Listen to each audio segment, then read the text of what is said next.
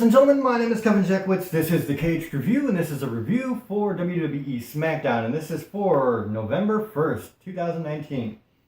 You start out right away with Brock Lesnar and Paul Heyman. Brock Lesnar is pissed off. He wants revenge on Rey Mysterio. He's going to Raw. He's quitting SmackDown. He doesn't care what anybody thinks, and that's that. After that, you get Bayley. Of course, she's got Sasha Banks there versus Nikki Cross. One thing I do want to point out in this match in particular, because this is the kind of stuff that really makes wrestling look fake. Bayley is smashing shoulders into Nikki Cross in the corner. And so every time, Nikki Cross kind of jumps a little bit and gives that emphasis.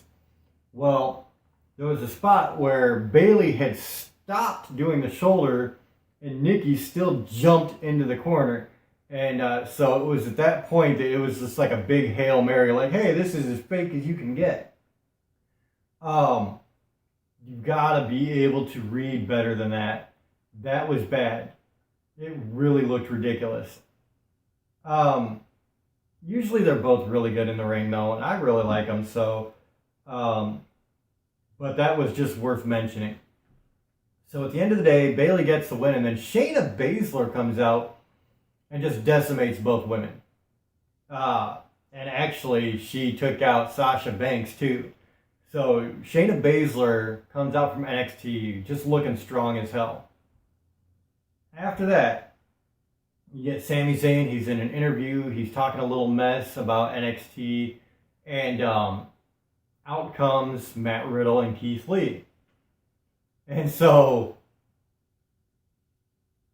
I think he was saying that he needed to go get his NXT shirt from his car. He's a big supporter of NXT, Sami Zayn.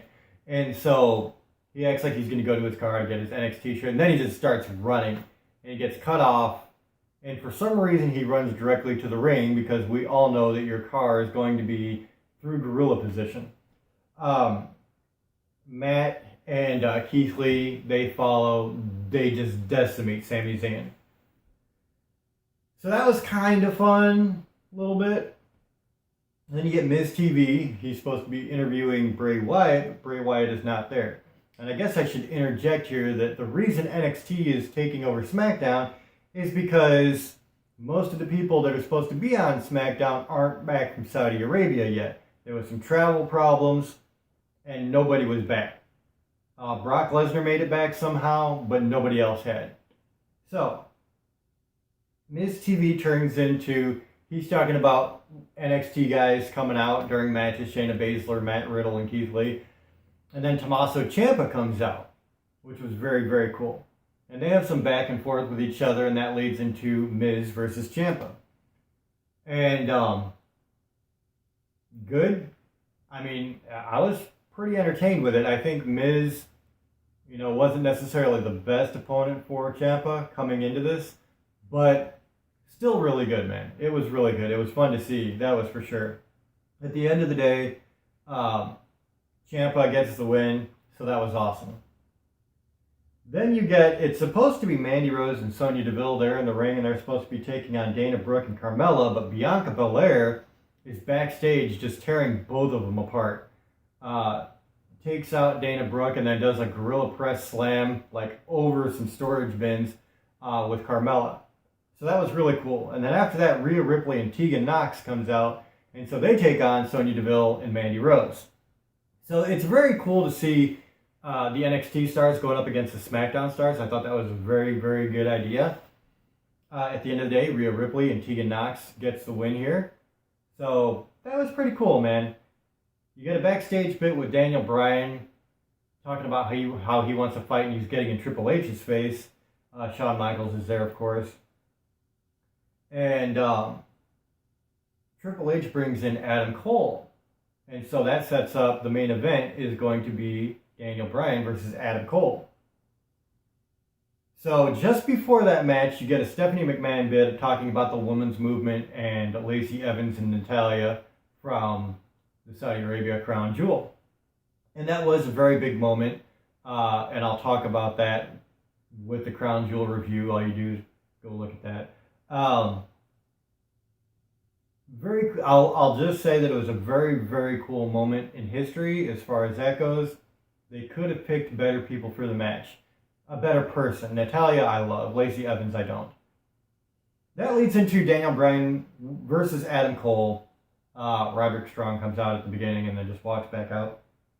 And this was a great match. It really was. For something this short notice, thrown together, these guys both absolutely killed it. They put on a hell of a show. Really liked it. Just goes to show how damn good Daniel Bryan and Adam Cole both are. I would give Daniel Bryan the nod because he is the mat tactician. He is the guy who can get in a ring and just put on a match that's just ridiculously good. Like the simple stuff he does when he's on the mat just adds so much more brutality and realism to his matches, and he's so good at it. And Adam Cole, dude, like I said, to be putting on a match of this caliber with this short a notice, it was phenomenal. It really was. So hats off to both guys. I felt like they both just absolutely killed it. And there you go. That was the end of the show. The NXT roster comes out, stands in the middle of the SmackDown ring. Triple H cuts a promo saying, we just took the first blow, or, drew first blood or whatever. And he's like, he wants Survivor Series to be NXT versus Raw and SmackDown. So that's cool. I like that idea. I really do. And I really like how they pulled off. I think this was accidentally a better show than it would have been. Accidentally, because they didn't have the roster that they were going to use there, so they improvised with using a lot of NXT stars, and it paid off in spades, in my opinion. So it was very, very good. Very good. So that's where I'm at. I actually really enjoyed this one. I like the surprise element of it.